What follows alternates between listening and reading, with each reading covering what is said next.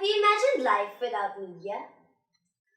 Well, media has been a medium for communication, helped us in our education, and made everything one click away. But we do not know what media really is. One type of media is the motion media. My name is Lauren, and I'll be sharing what else you do not know about motion media.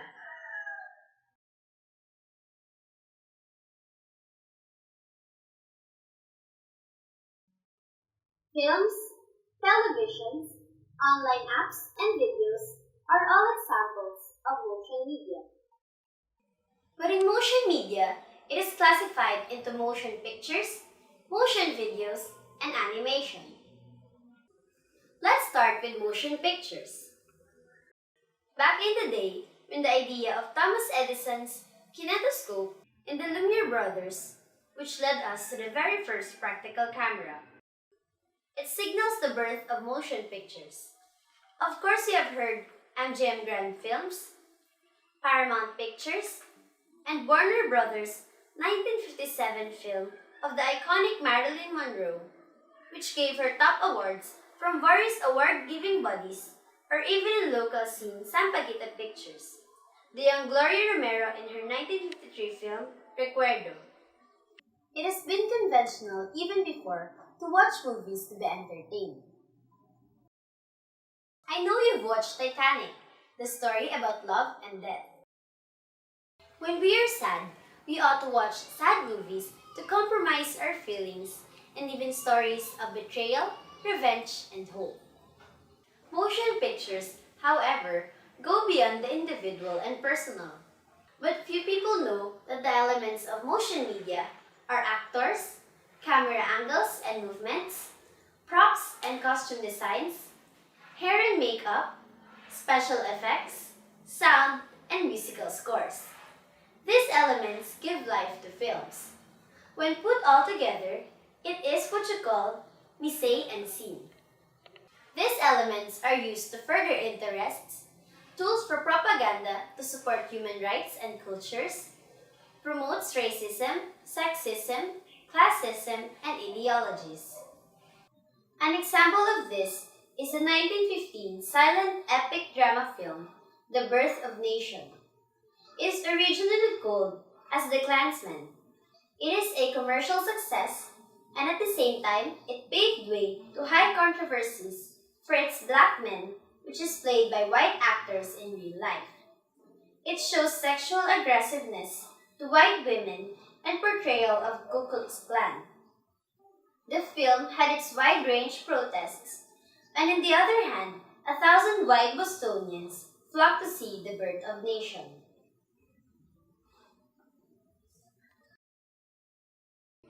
Motion pictures used to reveal the inequalities and injustices that are plaguing the society.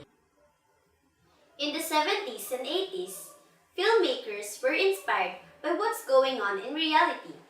It gives birth to movies about Black Power, sexual revolution, counterculture movements, corruption, poverty, violence, and war. Just like here in the Philippines, who can forget the most famous line of our dear Ate Guy, "Walang himala in Himala."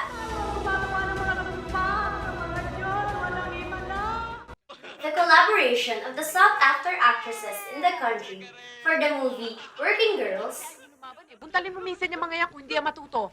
and one of Lino Broca's masterpiece, Tinimang Ka, Ngunit Kulang. Sa malayo.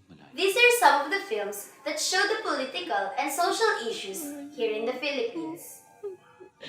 Philippine cinema has been believed to be dead for a number of times.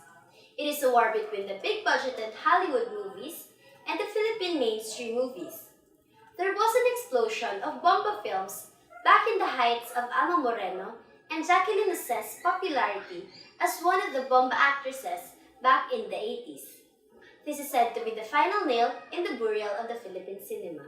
Again, it died in the 90s when it was plagued by tasteless sexy movies where Rosanna Roses were on her back-to-back films. Who can forget the terrible usual scenes in an action movie where police officers are always late? And lastly, the unending comedy movies where where Andrew E. was the most popular comic actor in the 90s. But the truth is, it's never been dead. It actually highlighted one of the names of the best directors in the Philippines. In 1970s and 1980s, classic films of Lino Broca, Celso Ad Castillo, and Peque Galiaga, among others, arguably produced the best Filipino films of all time. In the 90s, the masterpieces of Marilu Diaz-Abaya, Jose Javier Reyes, Laurice Guillen marked their name in Philippine cinemas. This evolution gave rise to the independent or indie.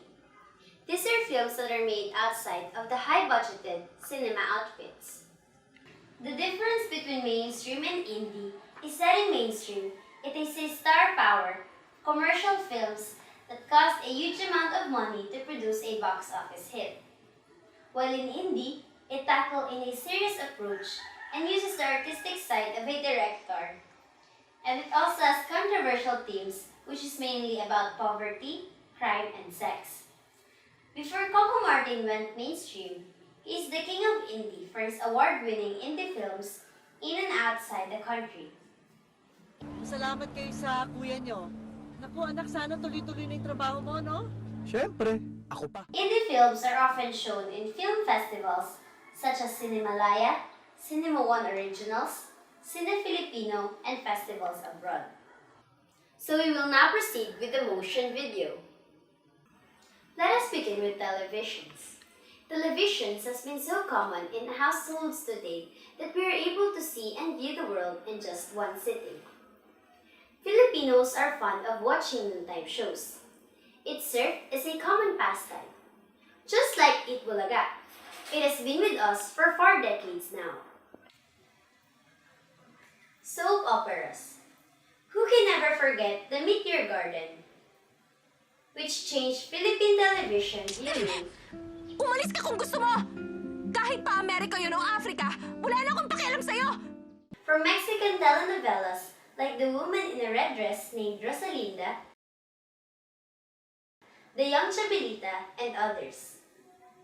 All of these are our story, where everyone can relate or any particular scene we can relate to our everyday living.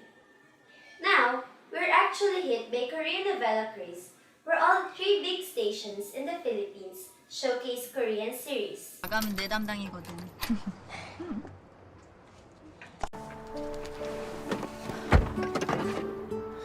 이제 스릴러물 여주인공 적응했네요.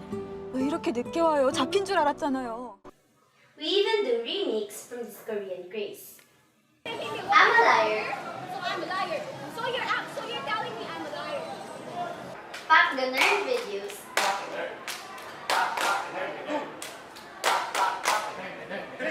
Twerk it like Miley. Miley. Twerk it like Miley. These are just some of the viral videos on Facebook that have its tremendous popularity. These are linear videos where we can specifically upload, view, and share them online. Oh my God, ate! May pinaglanan akong tao! Take care! Bye! Do you like to go on Skype with your family members that are far away from you? Or even FaceTime with your friends when you're bored? These are conversational videos that enable you to interact with the video as if you're actually having a face-to-face conversation with the person or persons in the video. These are called motion videos. Darla, eat na! We all knew who Yaya Dub is, or Maine Mendoza in real life. She became popular because of the online application Dub Smash, wherein you can create and view short videos. This is an interactive video where you can customize it according to your preference but can actually interact with them while it is still playing. If motion pictures and motion videos are real-life images that are shown through movie cameras, animation refers to any image that moves. Drawing by hand and coloring in every frame, you create a motion media by using a traditional animation. On the other hand, using an object and then manipulating it so it appears that it's actually moving on its own, creates a stop-motion animation. I know you're all familiar with the animated series Shaun the Sheep that is an example of this animation. A girl's childhood would not be complete if she doesn't know any Disney princess. Back in 1937, Disney created the first ever sound and color animated film, Snow White and the Seven Dwarfs. Please don't run away.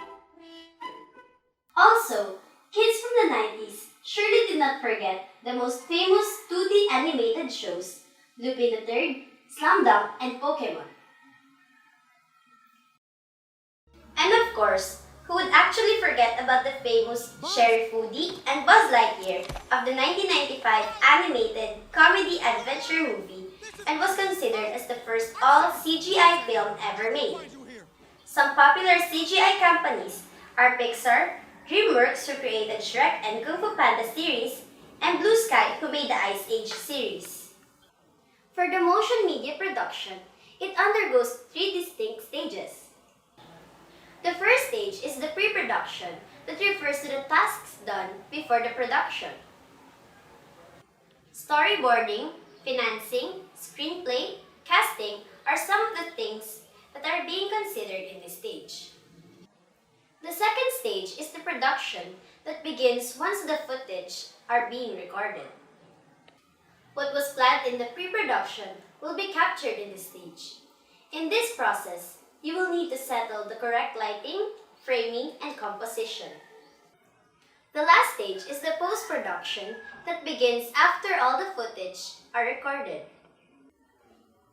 This is where you put the music, graphics, and the final edit for the entire video. This is where the process called trimming or making scenes shorter is also performed by the editor and the director. Some research says that people learn more concepts if it is presented to them in visual and verbal forms. In Willingham's research, he makes a point. Why do students learn more from what they watch on TV but forgets what we lecture? Simple. It is because motion media helps us retain ideas and concepts. It stimulates a student's interest if you help them visualize what you're trying to tell them. Motion media is also accessible and demonstration-friendly. Another advantage is that it involves people who are not physically available and may also connect you to people from faraway places. But with every good thing comes a bad thing. Motion media is also considered to be costly because it requires you materials like laptops and cell phones. Lack of knowledge, technical problems, and internet connections are some of the problems that may arise during the use of motion media. It is also considered to be time-consuming for some people. And that's it! I hope you learned something more about motion media. I am Lauren, saying that media can influence you, but you're not aware of it. Thank you!